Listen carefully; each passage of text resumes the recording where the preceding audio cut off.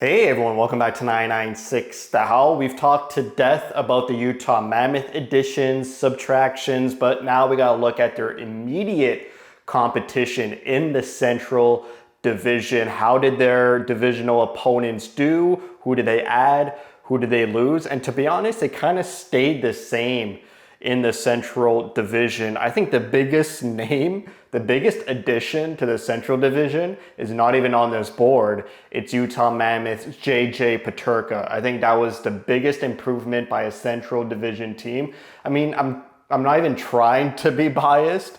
I mean, what other player on here could rival Peterka? Like Haig, no. Like Suter, like he's a third line centerman. I think a top six scoring winger in Peterka is the greatest addition to the Central Division. And they didn't lose much either. Maybe Dallas lost the most here. A lot of depth shuffling going on in the Central Division, but the Central Division is really tough. Maybe the toughest division in the league. Last season, the Winnipeg Jets won the title. I've been counting the days of Winnipeg's downfall pretty much for the past 4 or 5 seasons, and it's never happening. So I always say, you know what, they'll probably be around third or fourth always, and then they'll surprise you with winning the division. Last season, Utah, they finished sixth in the Central, which seems low, but they were right there with St. Louis and Minnesota. I honestly believe with more consistency,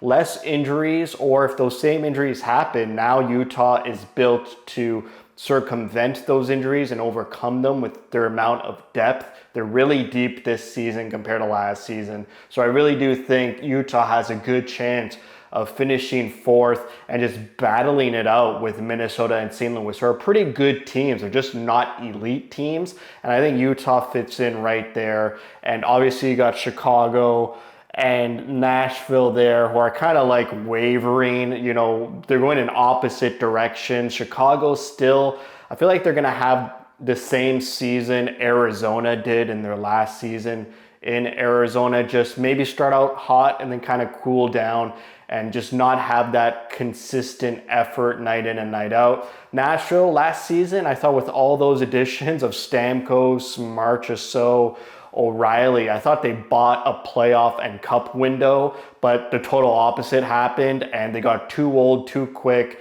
and missed out on the playoffs considerably, by a considerable amount. And I feel like they didn't do much to correct that this season.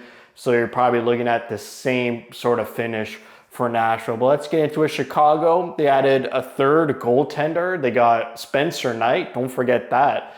In the Seth Jones trade, they got Arvid Soderblom, who's a pretty okay young goaltender, and now they got Laurent Brossoit, who I think is a pretty good backup in the NHL. Any team would love to have him on the team. And they added Burakovsky, which is all right. Lafferty is a depth player. They lost a lot of dead weight in Martinez, Maroon, Veleno, Athanasiou, Brody for sure. So they lost some dead weight. They didn't replace those veterans. They're kind of try to bring up their young players. Some young players to watch for Chicago are Levshinov, who was a high drafted player last draft, not the most recent one, a year before. Oliver Moore still has to come up. He was a high draft pick as well. And maybe Anton Frondel. Mammoth fans were researching Frondel. I was researching Frondel for the most recent draft. He was touted as a mature player who maybe could enter the lineup immediately. Probably not, I don't think so, but maybe near the end of the season, you might see Frondel come to the Chicago Blackhawks. We go to the Avalanche, who they just added Brent Burns on a cheap deal. The Avalanche made so many moves last season. It was a complete roster overhaul, and now they got a full season of recent acquisitions of Nietzsche and Brock Nelson, so we'll see how that will work now that they're acclimated to the Avalanche. Beret Boulay, another depth player. They lost Coyle, Miles Wood, Drouin, even Lindgren. So those are quality players to lose, but I don't think the Avalanche will miss a step. And there's no young players to watch out for the Avalanche. It's still that, Makar, McKinnon, Landeskog. Is he going to be back for a full season? He came back in the playoffs is he healthy enough for a full 82-game season? I already mentioned Nietzsche and Nelson. Nichushkin, is he, going to behave and play 82 games? Like, that's deadly. That's a deadly lineup. And they also got, Josh Manson on the back end as well. The Avalanche, a really, really good team. Will definitely battle it out with Dallas for the title of the Central Division. Dallas, they lost Deadweight and Dumba and Ceci, but Marchment and Granlund are kind of quality players to lose. They had Granlund from the trade deadline into the playoffs. I really do think Dallas had the team to win the cup last year. They just fumbled it hard against Edmonton, and credit to Edmonton for overpowering Dallas and winning that series. But I really thought Dallas had it in them to win the cup last year. They had Faxa, who is a long-time Dallas Star, left to play one season with St. Louis and then went back to Dallas. Bastian, a depth player. I mean, Dallas is loaded. They got they have the veterans in Sagan and Ben, and then a bunch of young players in Hintz, Johnston, Robertson. Who else on the back end? They got Heiskanen and Harley. They have Ottinger. Like, every position is pretty well built for the Dallas Stars. So I expect them to win the title, but the Avalanche will definitely push for that title as well. Minnesota didn't do much. They never do much. They're kind of cap strapped with all this dead weight contracts left by Parise and Sutter. I think they're on their last season of those cap hits. Tarasenko should be fine. They lose Nyquist, Marc-Andre Fleury. They got a young goaltender in Wallstat, who you should be familiar with. We'll probably see him a couple of times against the Utah Mammoth. They lost Chisholm and Frederic Gaudreau. They also have a really good young defenseman in Bouillon, who was drafted a year ago in the draft, a highly touted defenseman. I believe he made his debut in the playoffs for Minnesota, so expect him to play a full season for the Wild. We go to Nashville, some nice additions in Hague. Well, a nice addition in Hague. Haula, Perbix, more depth of veterans. They're just not young. Like, there's like 0 young players on Nashville. Maybe Evangelista, but he's not elite. I don't see him as a top 6 player.